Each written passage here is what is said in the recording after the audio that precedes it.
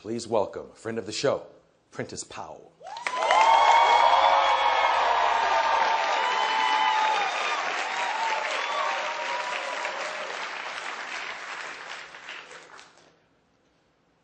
Arsenio, I'm tired of us always having to prove our love to our sons.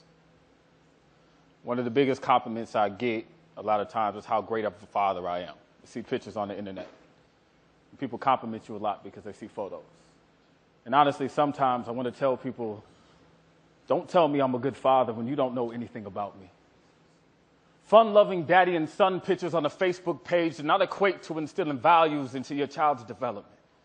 And the fact that I'm black should be irrelevant when it comes to my ability to raise my son. My skin tone should not make me any better or worse when it comes to the paternal instinct. But because fathers like me are apparently extinct, I get extra praise. And for what? For doing what I'm supposed to do. From strangers. Strangers who don't know, when my son was born, I only got him from 12 noon on Saturdays to 5 p.m. on Sundays, went to the court to get more time, came back with 12 noon on Saturdays to 5 p.m. on Sundays, plus child support, fought for a year, had him for a year and a half, if not more, had him 50% of the time, if not more, only to lose him when he started school to summertime and rotating holidays. So when you see me in the streets with my little one and want to say, it's so good seeing the father doing his job, spending that quality time, don't, because I ain't being robbed. Robbed of the greatest gift. Forced to live through pictures on an iPhone to recognize the touch of my lips more than they do my fingertips. And the smell of his lotion every day I rub into my skin, so when I smell myself, I think of him.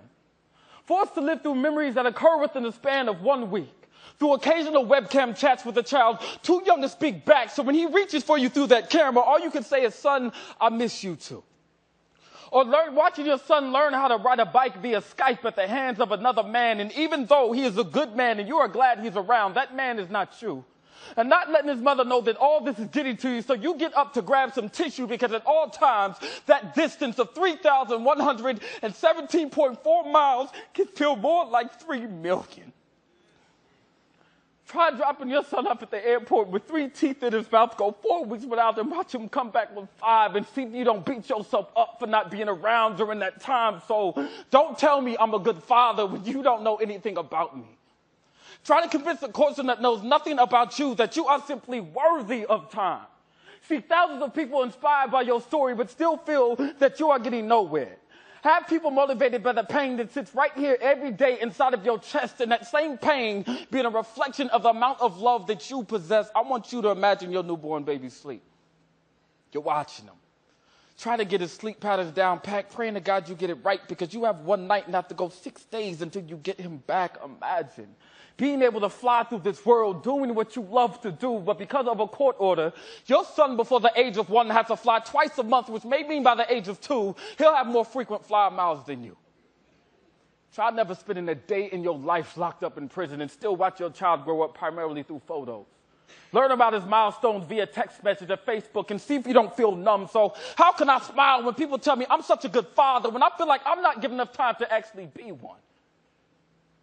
Raise your son without feeling like you're actually raising him.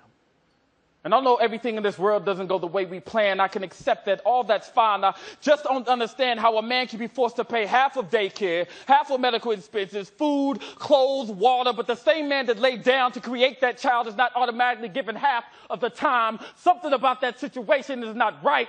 And when I'm done with this poem, I mean this. I don't care if any of you clap. I just want my praise, my kudos, my air, my earth, my water, my drive, my moon, my sun, my baby, my motivation, my son. I just want my chance. I just want my son, Justice Prentice Powell. I want my baby back. Thank you.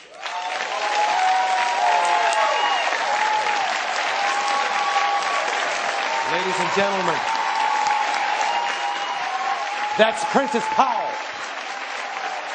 I can't hear you. That's Prentice Powell.